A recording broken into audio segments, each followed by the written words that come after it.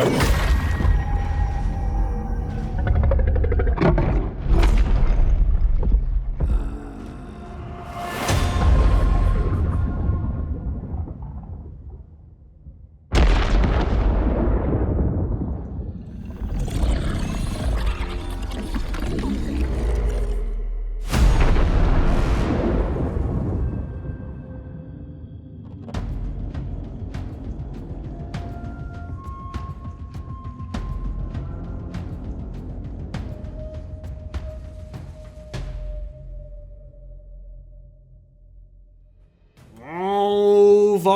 Taurox the Brass Bull is coming to town, and he's bringing the minibus, baby. This one's gonna hit a little bit different than usual, friends. We don't have a confirmed unit roster. We don't have confirmed mechanics or regiments of renown.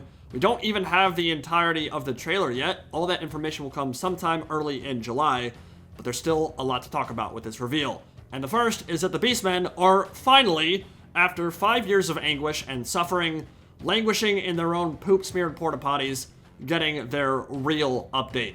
No, not Call of the Beastmen, I said their real update. No longer will they be the red-headed stepchildren of Games Workshop. Or rather, the red-headed step-goats. The Bray Herds are on the move, their time of ascension is nigh, and it feels so right.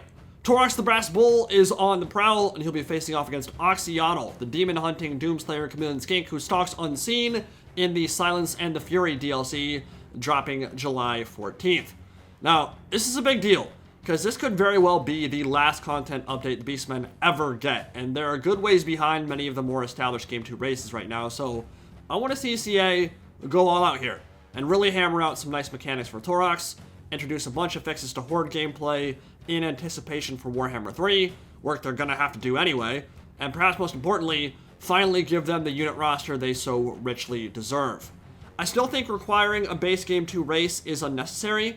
I think it's still perpetuating that cycle where the Dark Elves, Skaven, Lizardmen, and High Elves continue getting further and further ahead of Game 1 races. I would have preferred to see a Game 1 versus Game 1 race here, but the Beastmen are getting their update, and of the Game 2 base races, Lizardmen were the logical pick at this point, because they have the most to work with, and their geometric web and previous DLCs have kind of left them on the short end of the stick, at least compared to their rivals in Warhammer 2. Hopefully, this DLC will further address those imbalances. So let's take a look at what we're getting in the Silence and the Fury, what we know, what we don't know, and we'll start with the Legendary Lords, because this is a Lord pack after all. If you don't know much about either of these characters, allow me to introduce our new friends. Taurox the Brass Bull is known as the Blood Beast, a Doombull of immense size and murder lust, who personally led a crusade through the Great Forest near Talabheim. His carnival of carnage was so brutal, so savage, so delicious, that Khorne himself sent a demonic emissary to the chieftain to try and get a sick collab going for his YouTube channel. Taurox wasn't really into that sort of thing, so the second the Herald showed his ugly face, he bit it clean off, then went on a genocidal rampage for a year and a day, killing anything and everything in his path. When he finally collapsed in a heap of exhaustion a year later, he was reborn under a scarlet moon, gifted a body of hardened brass, and 2 rune-tortured axes with which to kill, maim, and burn in the name of the Blood God. His only weakness is a small patch of exposed skin on his throat, essentially a brand from Khorne that says, "I made you, I own you, I like you and what you stand for, but this is what you get for spurning my herald." So if someone were to, I don't know, plant a spear or arrow in that tiny patch of skin, then an otherwise impervious, impenetrable Doombull made rage incarnate could possibly be slain. Spoiler alert, that's exactly what happens to him during the end times when the Hunts Marshal Marcus Wolfheart 360 no-scopes him in the gullet. In the source material, his brass body gives him a 1-up armor save, so we're looking at an armor value of 130 plus. He is going to be a tanky beast, and that might come in with some kind of built-in ward save as well. Gonna be pretty difficult to properly translate the fact that he could be one-hit killed by a perfect strike to the throat if the opponent rolled a 6 to hit, then a 6 to wound, so I'm not sure we'll see that translated to Total War Warhammer 2, but either way, he is going to be incredibly tough to kill. In terms of his campaign mechanics, we don't have a ton of specifics yet, but we do know that as the Brass Bull wins battles, he gains momentum, which allows him to snowball and accrue action points.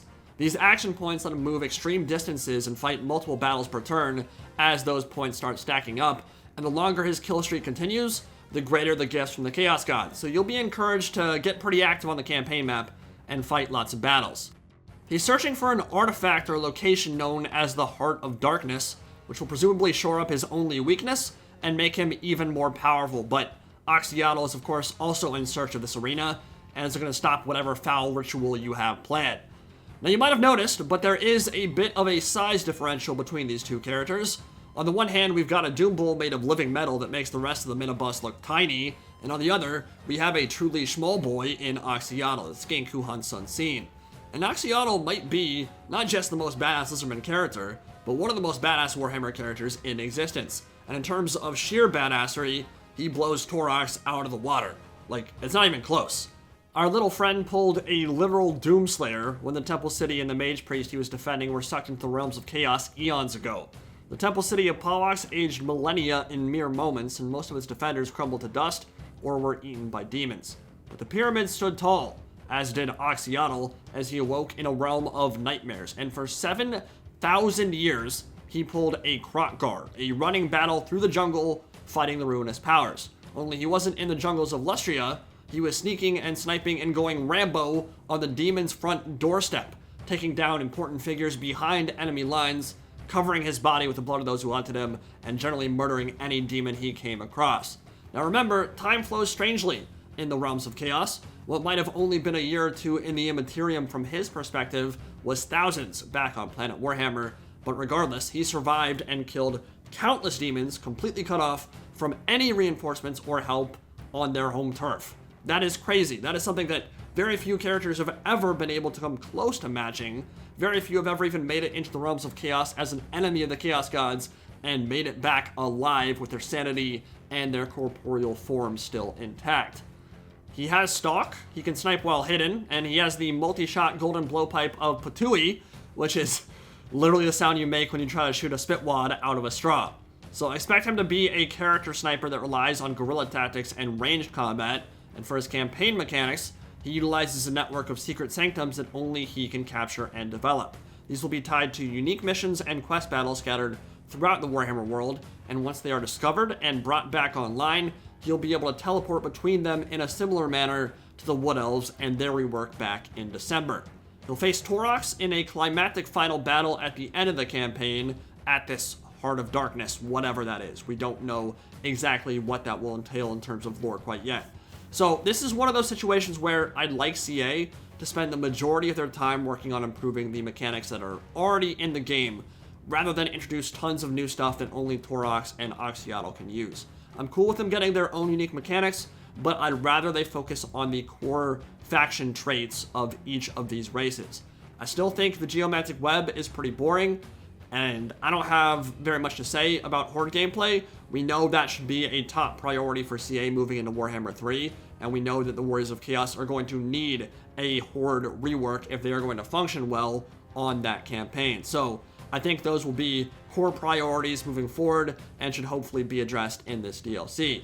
If both are, and their campaigns are made more fun, I think we'll be in good shape, depending on course of whether or not the unit roster turns out good for both of them. Even though we don't have any official news on that front yet, there's a lot we can glean from the trailer, the key art, and the missing units from each army book. By far, the biggest reveal of this trailer, besides the Legendary Lords themselves, is the fact that we are getting a Coatl.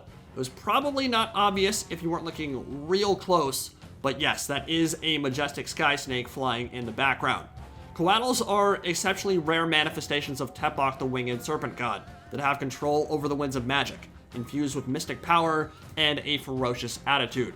Likely a tier 5 flying unit with incredible speed and some bound spells and ward saves to boot, similar to how an Arcane Phoenix might function for the High Elves. We're also getting some kind of special Chameleon Stalker unit, and until further notice, Stalker is probably the word to go for here, because the leader or herald of a band of chameleons is called a Stalker in the tabletop game, so it would make sense for an elite Oxyotl exclusive version of them to headline in this DLC. What will differentiate them from regular chameleons, we don't know yet, but expect them to be a higher tier variant of some sort, probably with some unique equipment as well. Still in limbo is the question of the Skink Oracle and Troglodon. We didn't see any evidence of that in the trailer that I'm aware of, but personally, I think they will be in. I think a pale-skinned Spinosaur that shoots bone-melting acid is a bit too cool to pass up, but we already made a video dedicated solely to them, so I won't rehash how I think they'll be implemented here. On the Beastmen side, there is a Doombull in the key art, which means we can finally unleash the true power of the Minibus, that full Minotaur experience with Minotaur Lords leading our glorious Doom stacks into battle, and I also expect to see Great Bray Shamans, so we can finally get some Caster Lords in our second and third Bray herds. Having access to magic when you aren't rocking with Malagor is gonna be pretty important, I think, for the Beastmen, and that should be a top priority as well. Now, there are halberd-wielding Bestigors standing next to Taurox in this particular screenshot, but I think they might just be Koroks Manrippers and not a fully new unit. Halberd Bestigors would certainly help the Beastmen a lot, as we've talked about before. They have some issues with the AP side, especially when going up against big dinos. They want that anti-large, they want that AP, but I think being able to field a bunch of halberd-wielding Bestigors doesn't really fit them as a faction, and it would certainly strip away the elements that make that Regiment of Renown special, so I don't think that is a new unit. The big question, of course, is whether we'll be getting the Ghorgon or the Jabberslythe, and to that I say, why not both? Lizardmen are likely getting two big monsters here, Troglodon and Coatl, and they're the faction in much less need of help, so why can't the Beastmen get both a Ghorgon and a Jabberslythe? We'll have to wait and see. We could just get one or the other, and frankly, I'd be pretty happy with one or the other, but let's go big here or go home. I want to see both, and I think Creative Assembly wants to send Warhammer 2 out with a bang, and this is going to be the last Lord Pack DLC till Warhammer 3 comes out. The safe move, of course, from a consumer perspective is to always go in with tempered expectations, but realistically, I think CA is aware of how much help the Beastmen need, and we've been building towards this moment for 5 years, so I think they're going to come out firing on all cylinders here when the roster reveals finally happen, and I'm hoping we get both, because two headlining monsters for the Beastmen would be pretty dope, and frankly, I think both fill a unique niche that would be pretty useful for the Beastmen rosters in general. So I expect great things from the unit roster side for both these factions, and we'll be getting news on that front very soon, maybe around July 1st. For me, I think the Ghorgon is probably going to be the hypest addition CA could go for. I think bonus versus large, AP, hunger in melee, regeneration when you're fighting, and just a big, scary single entity Minotaur that's like as big as a giant.